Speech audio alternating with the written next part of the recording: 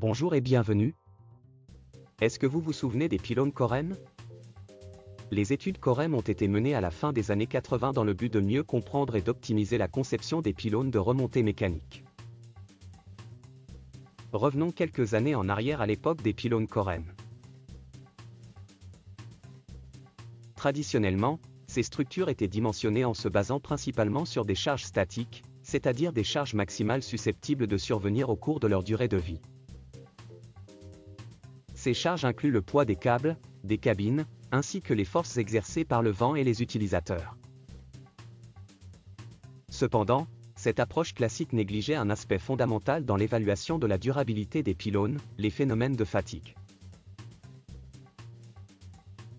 Les études Corem se sont donc focalisées sur l'impact de la fatigue sur les pylônes dimensionnés uniquement selon des charges statiques.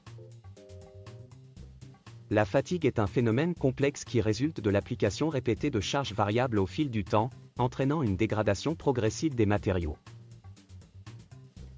Même si les charges prises individuellement restent inférieures aux charges maximales supportées par la structure, leur répétition peut provoquer des micro-fissures et, à terme, la rupture de composants critiques.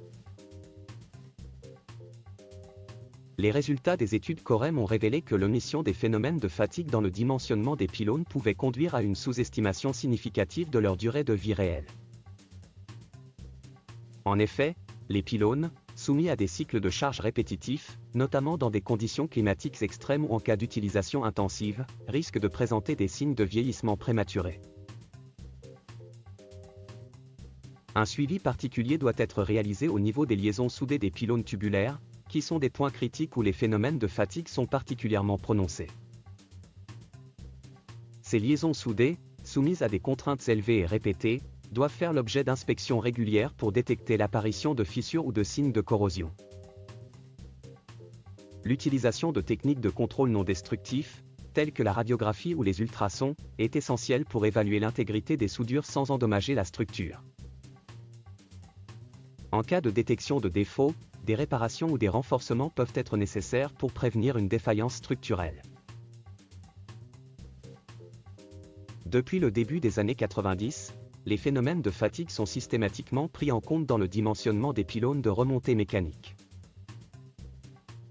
Cette évolution a permis de renforcer la sécurité et la fiabilité de ces structures, en intégrant dès la conception les risques liés à la fatigue, et en adaptant les méthodes de calcul et les matériaux utilisés pour prolonger leur durée de vie. Les études Corem ont ainsi contribué de manière significative à cette avancée, en soulignant l'importance d'une approche globale qui intègre les effets de la fatigue et l'inspection rigoureuse des liaisons soudées. Si cette vidéo vous a plu, nous vous remercions de cliquer sur « J'aime ». N'hésitez pas à consulter notre catalogue de formations en ligne sur le www.learning-pack.com. Également, abonnez-vous à cette chaîne en cliquant directement sur le logo SCPRM qui vient d'apparaître. À bientôt dans une prochaine vidéo.